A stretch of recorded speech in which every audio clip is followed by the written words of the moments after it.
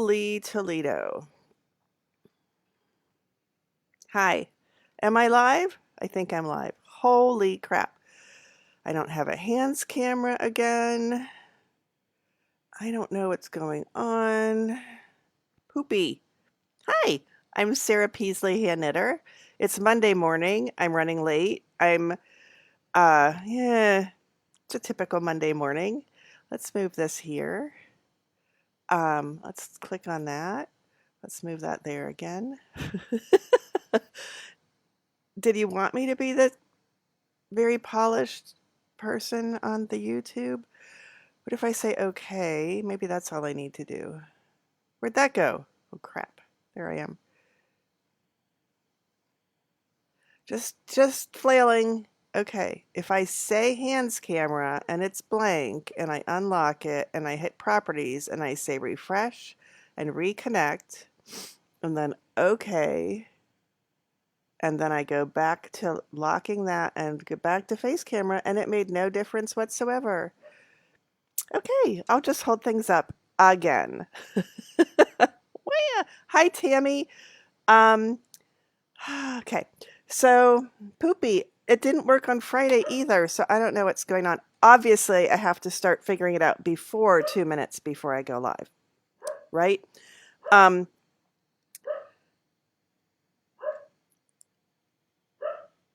This is my mug today. Um, I have two similarly themed mugs, and I've been saving them because if you didn't know, I am in recovery for alcohol abuse, and I think it's funny, but some people might not think it's funny. So this has tea in it. Here's the thingy. I understand if you don't think it's funny, but the joke is for me. So there you go. I was just about to type something on the keyboard, but there's nothing to type on the keyboard. It's Monday morning, November 21st. Oh my gosh, November 21st. Let's not even talk about what that means. And I was in bed at 8:33, and I am up. I have my tea made. I took the dog out. I fed the dog. I started a load of laundry. I emptied some garbage. And I put a jacket over my pajamas. I can't have everything. Hi, Marilyn. Good morning. Yeah, can't have everything. Let's see if I move that over a little bit, and then I click on that again. Now I can see your comments. Nice. So let's get started, shall we? Um, yeah. I've been a procrastinator my entire life. I didn't know that's what I was, but I obviously was. Um, and I set the alarm. I set 4 alarms, 15 minutes apart, thinking, oh, by the time hi, Kelly, good morning. By the time the last one goes off, I'll be, like, oh my God, I'm so wide awake. No, I could just go back and sleep 2 more hours. And I lie there between the alarms saying, will I get up with the next alarm? No, I'm probably not going to. You can't make me. I just don't like to. And once I'm up, I'm fine. But it's that whole sitting up and starting the day thing. Um, and Clara looks at me. She's on the bed. She just kind of looks over her shoulder like, are we getting up? Are we not getting up? You let me know, because she's very patient. So this morning I came downstairs. I would show you on my hands camera, but it is not, in fact. Oh, wait, what if I put it over there? Because that was an experiment that didn't work. And then let's try that one more time. Usually it doesn't work unless I set this all up before I go live. No, before I even hook it up to the other thing. Okay, I'm just going to go like that and see if it decides to connect. I don't think it's going to. I woke up and came downstairs and did some of those things, and then I found this on my kitchen floor. Do you know what that is? Do you know what that is? It's not, ooh, no, it's not fur, it's plastic. This is, there we go. Um, this is a part of the brush that goes with Martine. Martine is my robot vacuum. And her name is Martine because on top it says I Martine. So she told me her name was Martine. And I've been having her I had people over on Saturday. I'll tell you about that. And so like the house is fine, but I don't vacuum regularly, so I've been using Martine again. She used to automatically turn herself on at 10:21 every night, and I couldn't figure out why. Um, she just would, so I went with it and made sure things were picked up that she couldn't get in trouble with by 10:21 every night. And then at some point, like months later, and I couldn't figure it out. I was asking the neighbors, like, "Do you have a robot vacuum? Is it scheduled to go off at 10:21? Because I don't know why mine's doing that." No, no, we don't have one. Um, at some point, her battery died completely because I didn't pay attention to something, and then she stopped doing it. So, and I couldn't set it. There was no schedule set. No idea. I like bossy housekeepers, by the way, who just clean things. So that was okay. Never did understand it. So now I have to actually ask her to clean, and she does. But this time apparently it's time I have new brushes for her. That's fun. Okay. Um, so I had people over. Oh, I meant to bring the thingy. I had people over on Saturday. I had a secret meeting.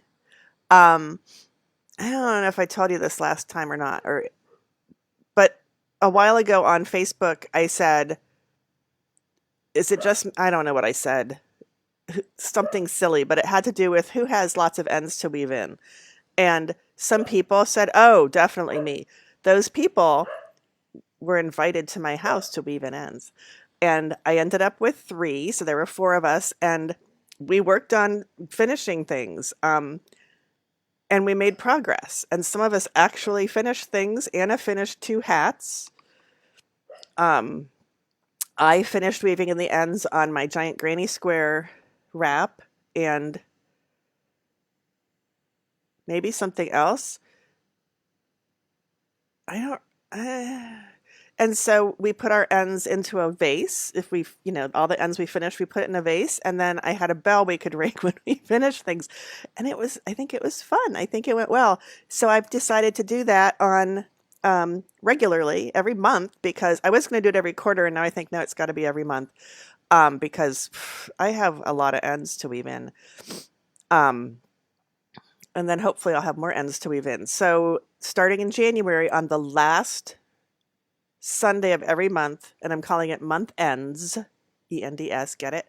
I'm going to have a drop-in finish, not a class, but I'm opening my home for drop-in hangout and weave-in ends, make some progress with the company of like-minded procrastinators or end weaving in dislikers. So watch for that. I'll put it in my newsletter and I'll put it on social media. Okay, so that was fun. And now I have to block the granny square wrap thingy.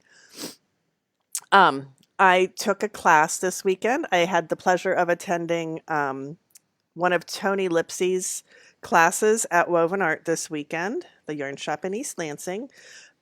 This is Tony's book that I have had for a while. I think since the shop first got it. There was a book signing. So I have a signed book. She let me pick out the color of Sharpie. That was new. That was fun. And excuse me.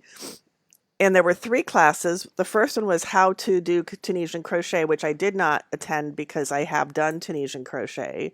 Matter of fact, I'm just killing the phone because why waste the battery? Okay. Words? What were the words?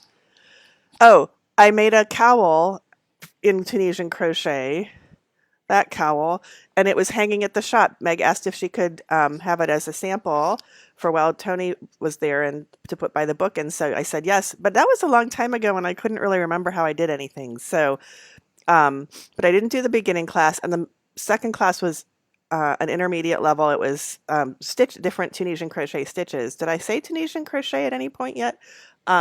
So it's like a hybrid between crochet and knitting, but I will tell you, I think it's more like knitting than like crochet, what I've done so far. It is definitely a hybrid. I didn't take that one. I took the third one, which was a shawl, the Loveland shawl. And I just assumed we were going to make this shawl, but it's big. There's no way that we were going to do that in 2 hours. Um, so we did, in fact, just do a sample. Well, I was looking to see if my phone worked, and no, because it's over here. It's not hooked up. So this is my sample I made. See if I can get it in the sunshine. You start here with this little row of stitches, and they will go like that. If I have time, I'll sew them with you. Oops, hi, curly. This will sew up here, and then I have 4 ends, but started with a Tunisian knit stitch. It's sunshine. It's the morning studio, the sunrise studio. Started with a Tunisian knit stitch. So I don't know if you can see, it looks kind of like knit stitches. This part here, let's get in the light, Sarah. Flailing. And I picked the worst possible yarn. Couldn't be much worse. Then we did stripes. And it's similar to doing stripes with regular crochet where you stop just short of finishing the row before and add the new color and then keep going. And we did a little mesh stitch. I only did 1 row of the mesh stitch, so you can't really see too much, but there's mesh going on there. Look. Boop. Well, hi.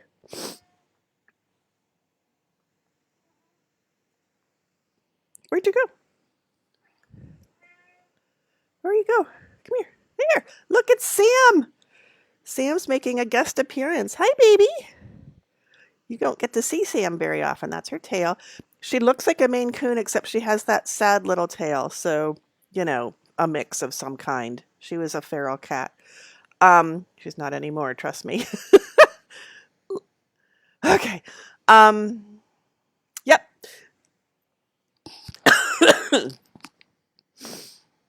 Exciting. And then there's a border. A pearl stitch border. Tunisian crochet pearl stitch border. So that was the wrong side that I just showed you. That's pretty exciting. So this is my little shawl. And you know what? Remember my sloth? I think that my sloth, I made the poncho for the sloth before the sloth, and it's too big for him. But I'm thinking he might like this shawl. I think that would fit him. And he'd be very warm. This was not, in fact, a good choice of yarns. This was a silken wool. The darker is a silken wool from Blackberry Ridge, and the lighter one is Flywheel from Harrisville. Well, you're back. Can we see your face? Where's your... Here, come over here. There she is. Hi, Sammy. I need to water my plants.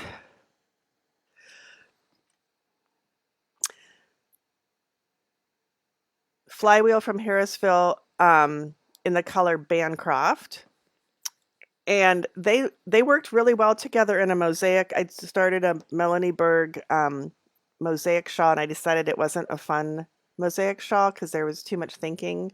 And it was a beautiful fabric. So I do think that I will, I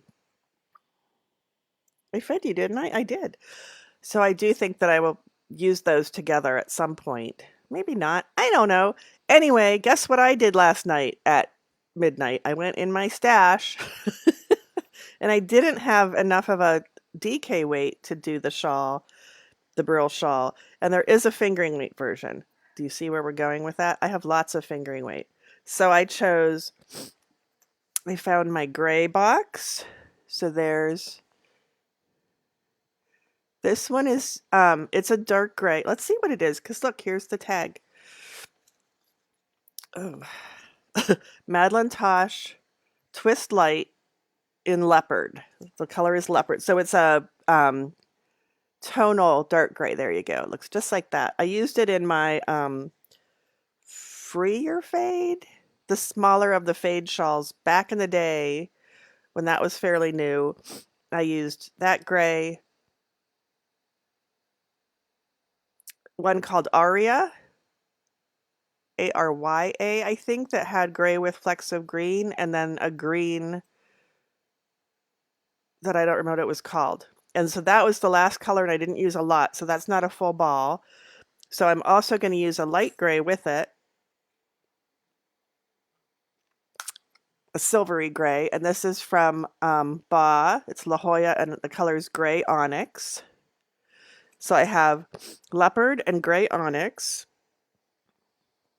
And the shawl pattern calls for 2 colors, so I have a third. Oh, here it is. And this apparently is from the Wayback Machine. It's a blue, a beautiful cobalt blue, and that's my color right now. And it's got gray in it, so I think that I'll do that and this. So there are stripes. Remember the stripe? This is the main body, so that'll be blue. And then I'll stripe it with the dark gray, so it'll be subtle, I think. And then this will be the border. That's what I'm thinking. It's not my normal. I don't know. You wouldn't normally put, I don't know. That's what I'm thinking. So of course, last night I started, and there's the beginning. So here's my little bit that will get sewn together. And there's my little baby shawl with its little center stitch marked. Whoop. This is from the Wayback Machine. At some point, Woven Art had some fleece artist. BFL socks. This was a long time ago. And is there a color? Not necessarily.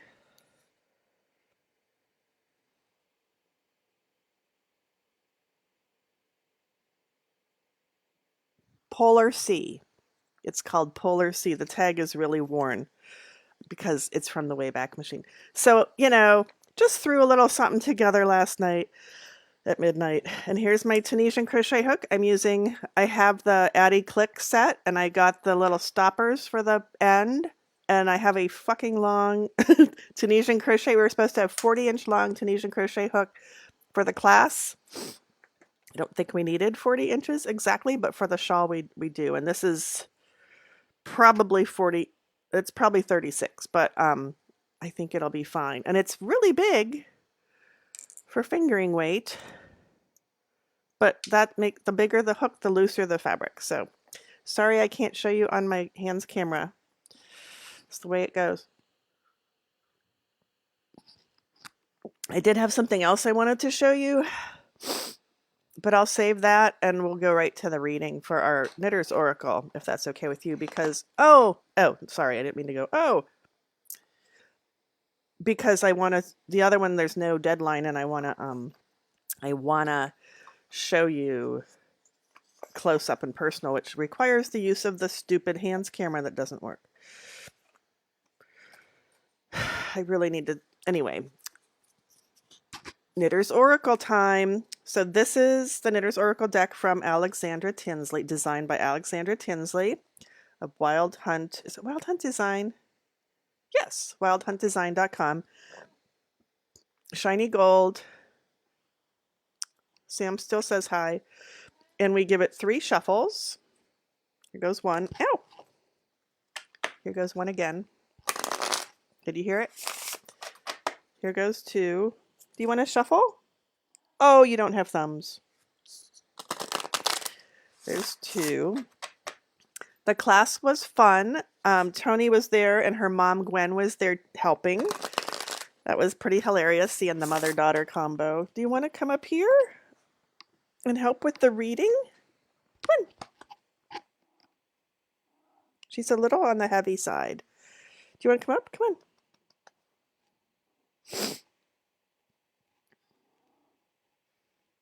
She's sort of maybe thinking about it. Let's see if I can pick you up. A little bit on the heavy side. There she is. Hi, Sam. Some of you are like, just get the cat off the screen and do the frickin' reading. Okay, well, we'll do it this way. So there's that, and here we cut the deck, and then we do our reading. So here we go without the hands camera. See, it's a magical hands camera. Are you done? You want some petting? Yeah. Snort. Okay, so here we go. First card is the project bag. Ooh, this is a new one to me. Let me look at it this way. It's a project bag. It's a drawstring. It has handles. I would guess 2 handles.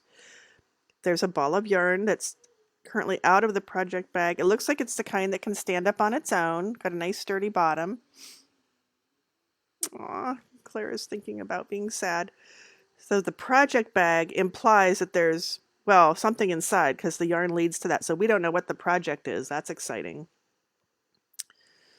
It's a nice project bag. So this person is serious about knitting. Who says it was a knitting bag to start with, though? Or crochet. We don't know. Oh, Claire's doing her sad cry. The designer. Man, we keep having that one pop up. I think that's bad news for me. Let's move that a little bit so we can get those farther away is what we want. And the third one, oh boy, I shuffled these honestly. These 2 were in last week's reading, the designer and the moth. Okay, so the designer, there's a lot going on. Yep, she's running away now, the cat is, because the dog is in the room. And then the moth. I don't think we need to say, oh, okay, so this is a plug, a shameless plug that I did not plan ahead of time. On, let me just go away for a moment. Is it Saturday? Where's my schedule? I need, hopefully you can still see me. Going to my calendar because I think it's on Sunday. Is it on Saturday? I don't know. Hey, where'd my, what? There we go. Calendar. That's January of 23. That's not going to help me. November of 22. Saturday, Sunday. Okay. Coming back to you. Where are you? Where are you? There you are, and there you are. Okay. Sunday. Next Sunday, which would be the 27th, I believe, of November. I might have a very exciting announcement, but also I scheduled a Facebook Live from starting at 1. So I think I scheduled it from 1 to 3, thinking that 2 hours would be okay. And I'm going to go through all my project bags. I'm going to go through all my project bags and see what's in there and whether it's worth continuing them on or the projects or not. And sometimes it's things that I haven't even started yet. So those are going to go in a different pile this year. And perhaps when I'm ready to plan to start a new project instead of, accidentally starting a new project at midnight, we can go through that pile. So in the past, the pile of projects, the works in progress has been in the number 60 something. And then I narrowed it down to 40 something. Is that before or after I took out the things that I hadn't actually started yet? So I think this is a shameless plug from the Knitter's Oracle people saying Sarah's going to look in her project bags. Some of them are things she really should write patterns for. And last time I did this, we found some moth damage, or maybe that was the first time we did this. So,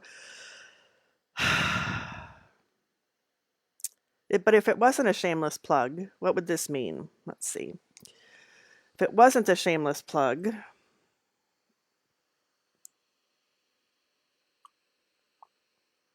so anyway, you're all invited 1 o'clock on Sunday next week on Facebook Live, just like you're doing now.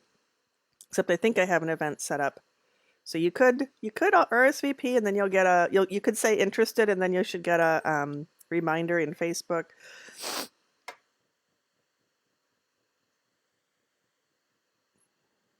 Okay, I'm going to go with, this is telling us about the serious knitter, the knitter who is no longer a beginner, the knitter who has gone past just buying some yarn and some needles, and they're actually invested in getting project bags to hold whatever it is they're working on. I say project bags, plural, pretty sure that before this there were plastic grocery store bags holding yarn and maybe a Ziploc bag. And now they've committed to having a real bag, like a nice project bag, which could in fact have more bags inside, or there could be a bigger bag that this goes in. We all know about the whole project bag nesting routine, right?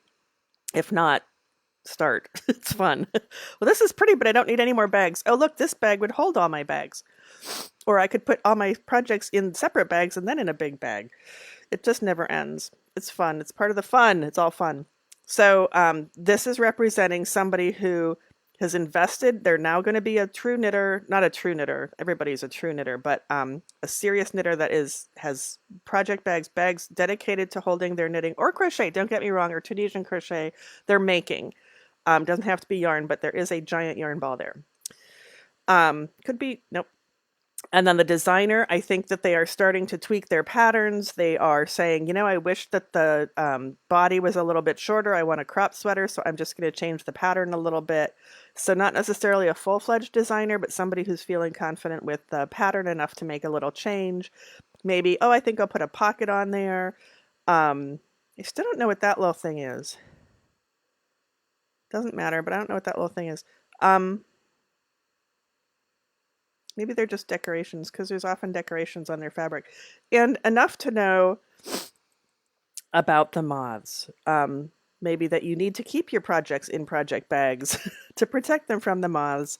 But enough to know about the storage and the care and of your stash, and that you can make your projects your own. That's really kind of